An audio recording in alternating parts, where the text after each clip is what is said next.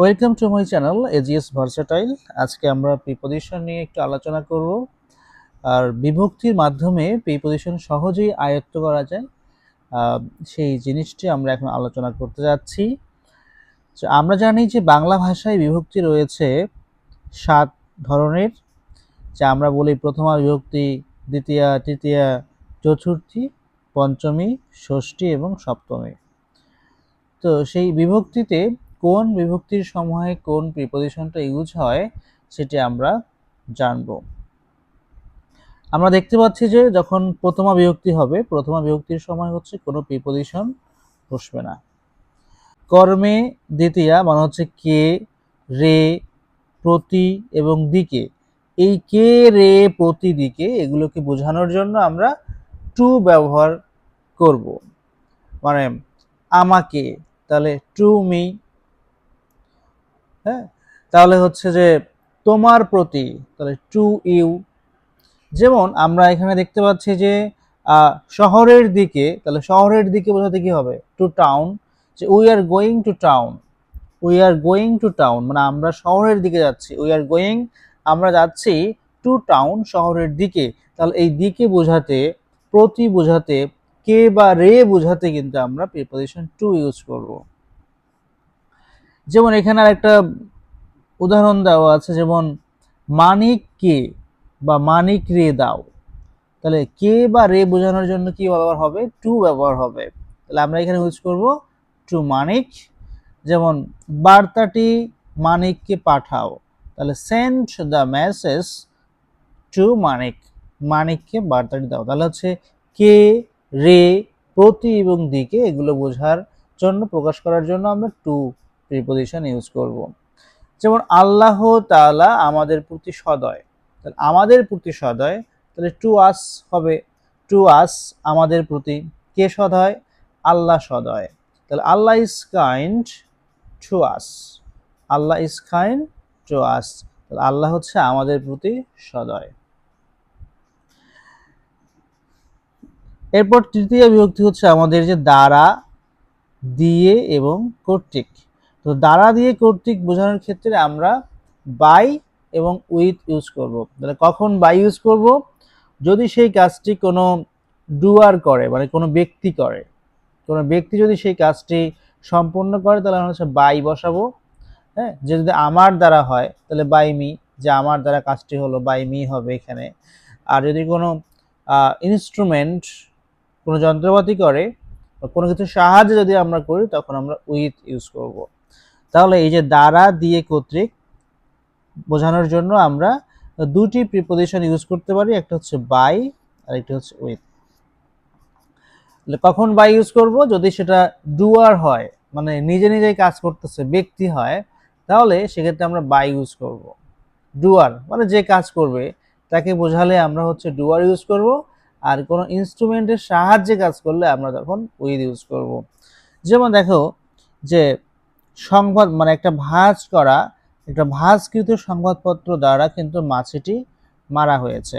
তাহলে I finally killed, I finally killed the fly, যা আমি অবশেষে এই মাছিটিকে মারলাম।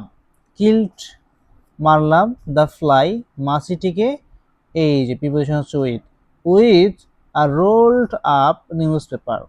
তাহলে আর রোলড অফ নিউজ পেপার মানে হচ্ছে যে ভাস্কৃত সংবাদপত্র। আর রোলড অফ নিউজ পেপার একটা ভাস্কৃত সংবাদপত্র। আর এই সংবাদপত্র দিয়েই আমরা কি করছি? এই মাছিটিকে মেরে ফেলেছি। তাহলে I finally killed the fly with a rolled up news paper. তাহলে এই যে আমরা যদি কোনো ইনস্ট্রুমেন্ট দিয়ে, কোনো কিছু সাহায্য নিয়ে আমরা কোনো কিছু করি, তাহলে তার সাথে উইথ বসবে। আর যদি হচ্ছে যে আমি নিজেই মারতাম, এখানে যদি কোনো ভাঁজকৃত পেপার বা কোনো কিছু সাহায্য না আসতো, তাহলে কিন্তু বাই হতো। যেমন বলতে পারতাম যে the fly was killed by me, the fly was killed by me, যে আমার দ্বারা কিন্তু হচ্ছে এইটা কি হলো, এই মাছিটি মারা গেল। বিশেষ করে মূলত হচ্ছে যে ভয়েস করার সময়, পেসিভ ভয়েস করার সময় হচ্ছে আমরা এই বাইটাকে ব্যবহার করি মূলত। এরপর নিমিত্তে চতুর্থী বিভক্তির জন্য, মানে জন্য, জন্যর জন্য আমরা ফর ইউজ করি, ফর মি আমার জন্য, ফর হিম তার জন্য, ফর হার তার জন্য। যেমন আই ওয়েটেড ফর হার আমি তার জন্য অপেক্ষা করলাম। আই ওয়েটেড ফর হার আমি তার জন্য অপেক্ষা করলাম। এই যে জন্য জন্য আমরা ফর ইউজ করব। এরপরে অপাদানে পঞ্চমী হতে থেকেছে। তাহলে হতে থেকে আমরা এখানে ফ্রম ইউজ করি, যে বাজার হতে, তাহলে ফ্রম দ্য মার্কেট, বা আমার হতে তাহলে ফ্রম মি হবে। হ্যাঁ, বা এখানে যেমন একটা এক্সাম্পল দেওয়া আছে যে the mistake has been, the mistake has been হয়েছে ফ্রম দ্য টিচার সাইড, মানে ফ্রম কার থেকে হয়েছে, the teacher side, teacher side মানে টিচারের পক্ষ থেকে বা টিচারের দিক দিয়ে এই ভুলটি হয়েছে। The mistake has been from the teacher side. তাহলে হতে থেকে বোঝাতে আমরা ফ্রম ইউজ করব। আর দেন কখন ইউজ করব, যদি আমরা চেয়ে বোঝাতে আমরা দেন ইউজ করব, চেয়ে। যে Rahim has not it come back from the bazaar, যেমন ফ্রম এখনো বাজার থেকে সে কিন্তু এখনো আসেনি, এই জন্য ফ্রম হচ্ছে যে কোথেকে আসেনি, বাজার থেকে আসেনি। আর দেন আমরা ইউজ করবো কখন, তখন চেয়ে বোঝাতে। যেমন আমরা ইউজ করতে পারি রহিম ইজ বেটার দেন করিম, তো সেক্ষেত্রে আমরা এই চেয়ে বোঝাতে আমরা দেন ইউজ করতে পারি। ষষ্ঠী বিভক্তি আমরা জানি যে র বা এর, এই র বা এরকে বলা হয় ষষ্ঠী বিভক্তি। তাহলে কোথাও র বা কোথাও এর, এর জন্য আমরা এখানে অ ইউজ করতে পারি। তাহলে যদি বলি হচ্ছে যে রহিমের, আমরা যদি বলতে চাই যে রহিম একটা হচ্ছে নাম, আর রহিমের সাথে যদি এর যুক্ত করে দিলে হবে কি, রহিমের হবে। তাহলে রহিমের বলতে আমরা বলতে পারো অফ রহিম, অফ রহিম। তাহলে অফ রহিম মানে হচ্ছে রহিমের। তাহলে এই যে র এবং এর বিভক্তি যার সাথে যুক্ত হবে তার সামনে আমরা কি ইউজ করব, অফ ইউজ করব। যেমন এখানে কিছু উদাহরণ দেওয়া আছে যে none of this money is mine, এই টাকার, এখানে দেখো টাকার সাথে র যুক্ত আছে, তাহলে টাকার, এই যে অফ, নান অফ দিস মানি এই টাকার, তাহলে none of this money is mine, এই টাকার কোনো কিছুই আমার নয়। এরপরে একদমই শেষ সপ্তমী যে বিভক্তি, সপ্তমী বিভক্তি হচ্ছে এ অন্তস্তীয়, এ অন্তস্তীয় এবং হচ্ছে তে। তাহলে এই তিনটিকে বলা হয় সপ্তমী বিভক্তি বাংলায়। তাহলে কোনো কিছুর শেষে যদি এ অন্তস্তীয় এবং তে থাকে, তাহলে আমরা ওই সময় হচ্ছে প্রিপোজিশন হিসেবে ইন এবং অ্যাট ইউজ করতে পারি। কখনো ইন ইউজ করব, কখনো অ্যাড ইউজ করব, ইন অ্যাট। তাহলে যেমন এখানে একটা উদাহরণ দেওয়া হচ্ছে সাগর পাড়ায়, কোন পাড়ায়, সাগর পাড়ায়। তাহলে অ্যাট সাগর পাড়া, সাগর পাড়ায় অ্যাট সাগর পাড়া, মানে আই লিভ অ্যাট সাগর পাড়া, আমি সাগর পাড়ায় কি করি, বাস করি। রাজশাহীতে বোঝানোর জন্য আমরা চাইলে এখানে ইন রাজশাহী বলতে পারি, অ্যাট রাজশাহীও বলা যায়।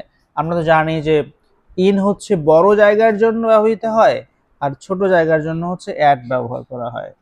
এই ক্ষেত্রে ইন রাজশাহী, রাজশাহীতে, বা অ্যাট রাজশাহী বললেও হবে, অ্যাট রাজশাহী বললে হবে রাজশাহীতে। মনে হয় যে I live at Rajshahi in Bangladesh, তাহলে বাংলাদেশ হচ্ছে বড় জায়গা, সেই জন্য আমরা ওখানে ইন বাংলাদেশ বললাম।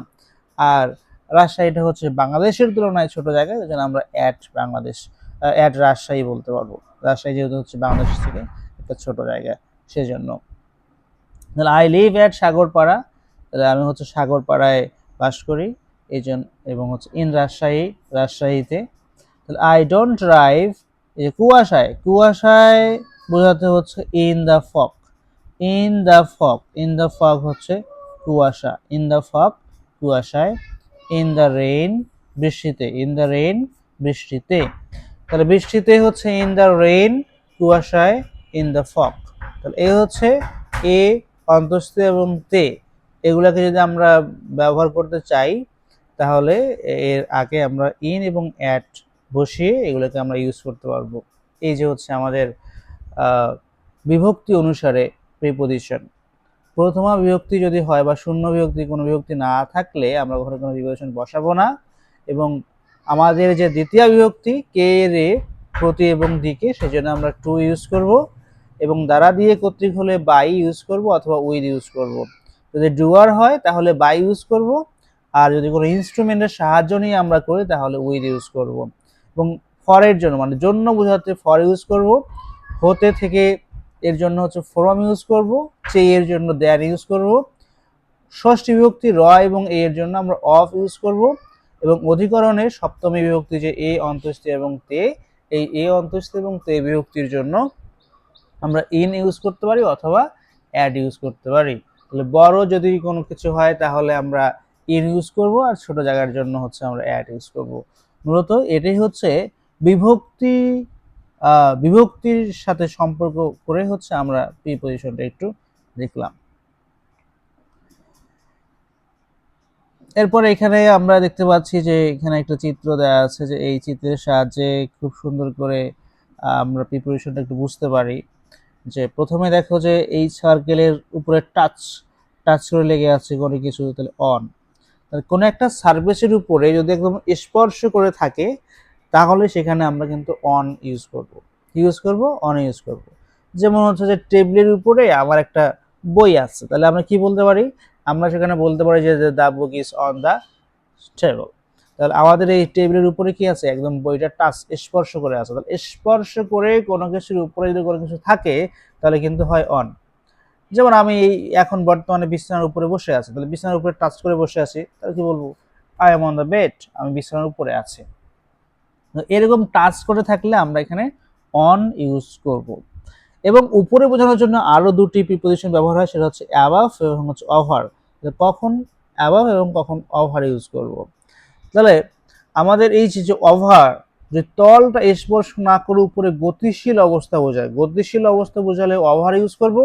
আর উপরে আছে ঠিক আছে, কিন্তু সেটা স্থির অবস্থায় আছে, যদি উপরে স্থির অবস্থায় কোনো কিছু থাকে তাহলে তার জন্য আমরা অ্যাবাভ ইউজ করব, আর যদি উপরে গতিশীল অবস্থায় কোনো কিছু হয় তাহলে ওভার ইউজ করব। যেমন বলতে পারি যে একটা কুকুর যদি হচ্ছে কোনো কিছুর উপর দিয়ে জাম্প করে যায়, উপর দিয়ে যায়, জাম্প করে উপর দিয়ে যায়, তাহলে আমরা বলতে পারি হচ্ছে যে ওভার, জাম্প ওভার, মানে সে উপর দিয়ে জাম্প করে গেল, মানে টাচ না করে উপর দিয়ে গতিশীল একটা অবস্থা, তাহলে যেমন ব্যবহার করতে পারি জাম্প ওভার। আর অ্যাবভ মনে হচ্ছে যে এখন আমার মাথার সামনে একটা ফ্যান আছে, তো সেই ফ্যানটা স্থির অবস্থায় আছে, তাহলে the fan is above my head, এই ফ্যানটা হচ্ছে আমার মাথার উপরে আছে। তাহলে এই যে স্থির অবস্থায় যদি উপরে কোনো কিছু থাকে যেটা গতিশীল নয় তখন আমরা ইউজ করব অ্যাবাভ, আর যদি গতিশীল হয় তাহলে ইউজ করব ওভার। আর উপরে কোনো কিছুর উপরে টাচ করে থাকলে আমরা ইউজ করব হচ্ছে অন। তাহলে অন, অ্যাভাব এবং ওভারের কাহিনী শেষ। আমরা তো টু দেখলাম যে গতিশীল কোনো কিছুর দিকে যাওয়া, কারো পূর্তি যাওয়া বা কোনো কিছুর দিকে যাওয়া হচ্ছে টু। আর আরেকটা আছে হচ্ছে টু ওয়ার্ড, তখন আমরা টু ওয়ার্ডটা ইউজ করব।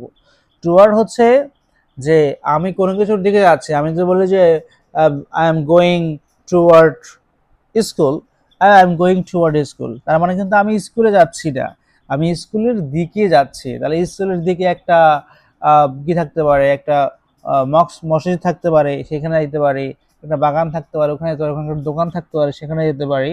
তাহলে I am going toward school, এর মানে আমি কিন্তু স্কুলে যাচ্ছি না, স্কুলের দিকে যাচ্ছি।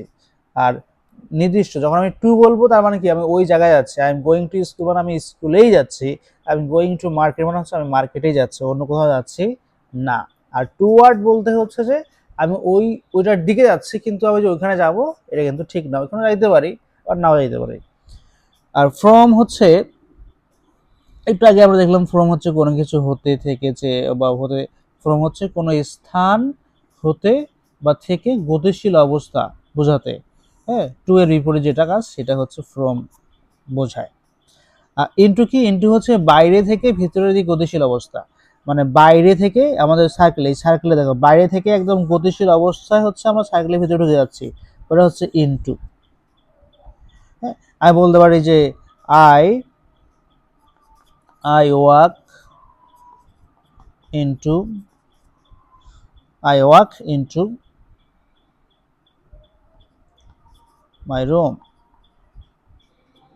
মানে আমি বাইরে থেকে হেঁটে হেঁটে হেঁটে হেঁটে আমার রুমে যাচ্ছি, তাহলে I walk into my room, I walk into my room, বা I walk into my office. অবশ্যই মানে বাইরে থেকে একদম গতিশীল অবস্থা, ইনটু হচ্ছে কোনো গতিশীল অবস্থা, বাইরে থেকে গতিশীল অবস্থায় ভিতরে প্রবেশ করাকে বলা হচ্ছে ইনটু। বাইরে থেকে ভিতরের দিকে একটা গতিশীল অবস্থা বোঝাতে আমরা ইনটু ইউজ করব।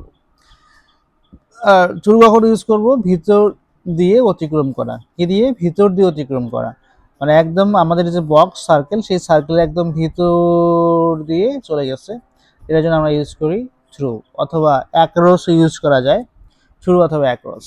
যেমন একটা জানালার মধ্য দিয়ে যদি আমি আকাশ দেখি বা চাঁদ দেখি, তাহলে আমি দেখতেছি কোন দিক দিয়ে? এই জানালার মধ্য দিয়ে। তাহলে একইভাবে আউট অফটা হচ্ছে বিপরীত, যে আমি যদি এখন ভিতর থেকে বাইরে চলে যাই তাহলে হচ্ছে আউট অফ। তাহলে আই এখানে সেম ভাবে বলতে পারি যে I walk out of my room, মানে আমি I walk into my room, আমি আমার রুমে প্রবেশ করতেছি। I walk out of my room, আমি কিন্তু এখন বের হয়ে যাচ্ছে। তাহলে ভেতরে গতিশীল অবস্থায় ভেতরে প্রবেশ করার জন্য আমরা ইনটু ইউজ করব, এবং ভেতর থেকে বের হয়ে যাওয়ার জন্য আউট অফ ইউজ করব।